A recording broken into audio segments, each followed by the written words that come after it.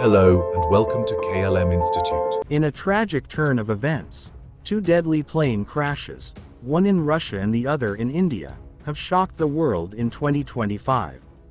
These back-to-back aviation disasters have raised serious questions about aircraft safety, maintenance practices, and emergency response systems. On July 24, 2025, a Russian passenger aircraft operated by Angara Airlines crashed near the remote town of Tynda in the Amur region. The flight was on its way from Khabarovsk to Tynda with a stop in Blagoveshchensk. At around 1 p.m. local time, the aircraft disappeared from radar during its final approach.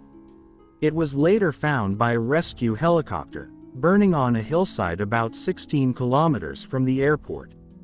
The plane involved was an Antonov An-24, an aging Soviet-era aircraft built in 1976. Reports say the aircraft had 49 people on board, including 5 children and 6 crew members. Sadly, no survivors were found. Preliminary investigations suggest that poor visibility and possible crew error during a go-around attempt may have led to the crash. Russian authorities have opened a criminal investigation into potential violations of air traffic safety rules. The area's dense taiga forest and marshy terrain also made rescue and recovery efforts extremely difficult. Just over a month earlier, India experienced one of its worst aviation tragedies in recent years. On June 12, 2025, Air India Flight AI-171, a Boeing 787-8 Dreamliner, crashed only 32 seconds after takeoff from Ahmedabad's Sardar Vallabhbhai Patel International Airport. The plane crashed into a nearby medical college hostel building at around 1:39 p.m. Indian Standard Time. There were 242 people on board, 230 passengers and 12 crew. Only one person survived. In addition, 19 people on the ground were also killed, bringing the total number of fatalities to 260.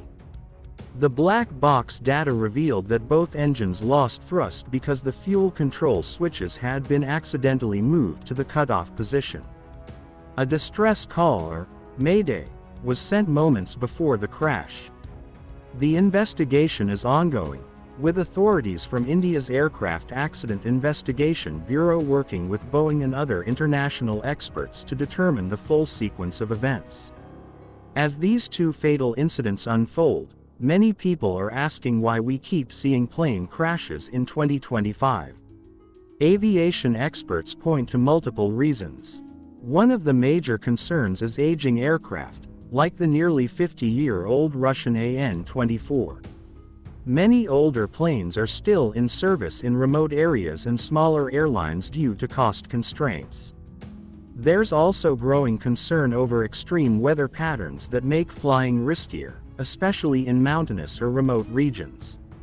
Human error, pressure on pilots, outdated navigation systems, and lack of proper weather information also play a role. And in modern cockpits, where systems are becoming more automated, even small mistakes can have massive consequences. A common question that often comes up after plane crashes is about parachutes. People wonder, why can't parachutes be used to save passengers in emergencies? The idea seems simple, but it's not practical for commercial airlines. Most planes cruise at about 35,000 feet, where temperatures are freezing, and the air is too thin to breathe without oxygen equipment. Jumping from that height would require military-grade gear, special training, and precise timing. Even parachutes for the entire aircraft aren't viable. To slow down a plane that weighs over 180 tons, the parachute would have to be enormous and withstand intense forces. Although some small aircraft have built-in parachute systems, they don't scale up for large commercial jets. That said, engineers are exploring futuristic solutions like controlled descent systems and advanced crash landing tech, but none are ready for use yet. As global attention shifts to aviation safety, the focus now turns to strengthening aircraft inspections, upgrading outdated planes, retraining pilots, and improving emergency protocols. Investigators from both countries are working hard to provide answers to grieving families and to prevent such disasters in the future. We will continue to monitor developments from both Russia and India and bring you verified, easy-to-understand updates.